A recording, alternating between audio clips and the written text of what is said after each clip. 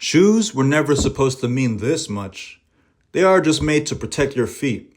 But somewhere between technology, culture, and design, they became art, a language of self-expression. We don't make mistakes.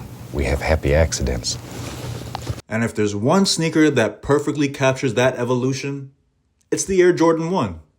Specifically, the black and red pair, also known as the Breads or the Bands, however you like to refer them to. As the legend goes, MJ played in the black and red version of the Nike Airship that got him fined thousands of dollars by the NBA. It was $5,000 every game. Nike took this moment to create a new sneaker model with the black and red color combination and impacted the way we see culture today. Typically a great player would get like $100,000, but this was so unique in terms of just doing it. The offer, $2.5 million to wear their shoes, triple what anyone else in the league was making. Air Jordan by Nike. Jordan took the deal, and the rest is sneaker history. Nothing's hotter. The colors broke rules, started a movement, and somehow still looks right in our modern era. See, I've always asked myself a simple but obsessive question. If you had to wear one pair of shoes for the rest of your life, what would they be? It's not entirely about practicality. It's about taste. Ask yourself, what single design could represent your identity for decades? Through the trends, the ages, through everything. For me, the answer was always the Jordan 1. And over time, that answer only made more sense. See, when I was younger, I used to think about what my style would become like as I grew older. I liked the idea of having a wardrobe that could last, where I didn't need hundreds of shoes or sneakers, just a few that told a story.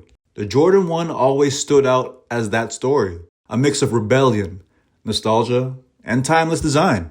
I wasn't around when Michael Jordan first stepped onto the court with them, but I was around when Space Jam played on VHS, when basketball, animation, and pop culture collided. That movie quietly shaped a generation of us who didn't just watch the game, we absorbed the style of it. We learned that shoes could be symbols. What makes the first Air Jordan so special, in my opinion, is its simplicity. A high-top frame, a clean panel layout, a rubber midsole stitched to the upper, built to last in a way that the later Jordan models couldn't with their polyurethane foam midsoles. The Jordan 1 design feels honest, durable, wearable, and adaptable to pretty much any era of fashion. I've dabbled with other classics and trendy shoes, but for me, the Jordan 1 just feels more balanced. Its proportions, slim yet structured, work with any era of pant silhouette that you could think of, from skinny to baggy and everywhere in between. It's athletic, but refined. You could wear them to a gallery opening or just to the grocery store. They just work. And if I'm being honest, I've always gravitated toward red. Not because it's loud, but because it feels alive. It's the color of passion, defiance, and legacy. And on the Jordan 1, it just clicks, especially when it's paired with the black leather. That combination feels confident without trying. It's a little rebellious and a little elegant at the same time. Ironically, Michael Jordan himself once called the black and red pair ugly. To see. All right, now, Michael, is this the shoe? Now, of course, we can't show what kind of shoe this is. Yeah, that's okay. The color stands for But it. is this the shoe that the NBA wouldn't let you wear? Yeah. Now, why wouldn't they let you wear it? Just because it's ugly, I guess, for starters. Hey, I agree with you. They are ugly. Now, wait a minute. Didn't you help design these? The shoe, not the color. Oh, not the color. Have anything to do with okay, the so, color. but what's wrong with the coloring? What rule do we violate here? Well, it doesn't have any white in it. Uh-huh.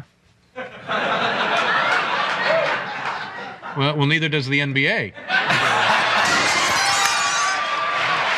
Now, thank you, Sean. Thank you, Sean. Just a joke. It's just a joke. It's just a joke. You know what I mean? Just a joke. And Some NBA guys out there. and here we have the new improved Air Jordan. Yeah. With white in it. Yeah, with some white in it. Now you get a little something for each of these sold, don't you? Yeah.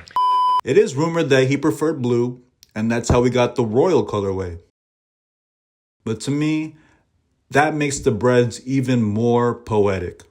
They were never meant to please everybody. Of course, over time, The Jordan 1 became more than just a sneaker, it became a movement. Recently, in the late 2010s, it reached a level of mainstream obsession that a few shoes ever touch.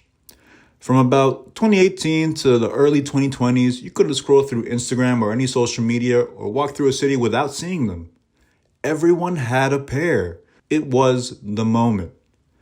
But like all things that go viral, that moment faded. Nike oversaturated the market, and they know this. I don't want to say ones are dead, but like ones are like on life support through the rinse and repeat cycle they had. Crazy. But the ones to it's hear that. You know, I well, agree it's with also you, because yeah, during the pandemic, everyone, even Nike has said, they rinsed the Dunks and the Jordan 1s. The same silhouette that once symbolized rebellion became expected. And as the hype faded, new trends stepped in. But at the end of the day, fashion seems to always cycle back to simplicity, while we're always chasing the next version of authentic, whatever that means these days. But here's what's interesting. When the dust settled, the original still held its power. Even after everyone moved on, the Jordan 1 bread, black and red band never lost its meaning. If anything, the chaos around it reminded us what made it great in the first place. It was designed before the idea of hype existed, before resale culture, before algorithms told you what to wear. When Nike announced that they were bringing back the black and red Jordan 1 and as close as possible to its 1985 shape for the 40th anniversary of its release, I felt something rare. Excitement, but also relief. Because it wasn't about nostalgia, it was about restoration, a return to form. The 2025 pair feels like balance. The classic silhouette brought into the modern day.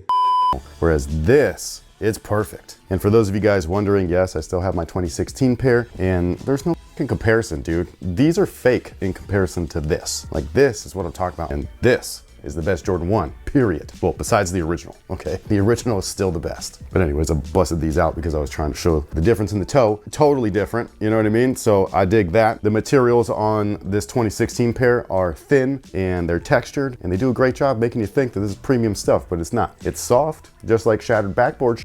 I get it. People think that soft means fantastic. But yeah, the toe right here is fantastic. The heel collar is perfect as well. Like, this looks great. That's another thing too. You pull up these, there is no comparison there, man. They did a great job with these. Even the laces, and they come with two, are very retro feeling. I know a lot of people overlook that. I think that it's very cool that they've done this. They look great. The tongue itself, nylon, the way that it should be. The tongue tag, that's something that they've actually revamped as well. It's something very small, so some people might not notice it, but the font is different. The way that it's, you know, digitally stitched in there is different. It really does replicate the originals really nicely. If you were to compare it to the previous 85 cut version, you would notice a slight difference. And if you would compare it to the 2016 version, there's a massive difference.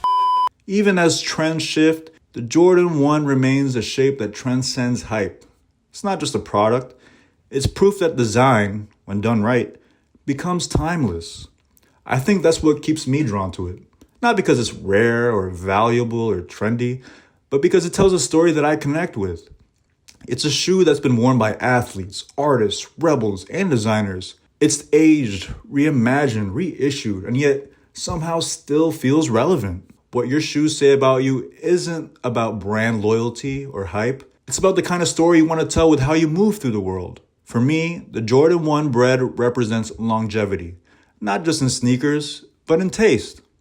It's a reminder that less really is more if what you choose actually means something to you. So yeah, maybe shoes are just shoes, but sometimes they're a reflection of how we see ourselves, our values, our sense of time. And if you find a pair that truly represents you, that still looks right no matter what year it is, then maybe you've already found your answer to that question. If not, let me know in the comments. What would you wear for the rest of your life? Doesn't have to be a shoe, anything, let me know.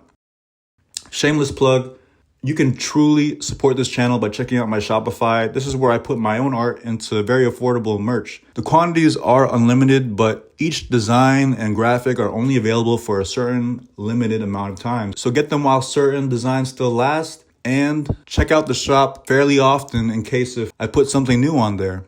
Well, all right, everybody, that's all I got for today. If you're interested in art, design, and style, give me a subscribe and stay tuned.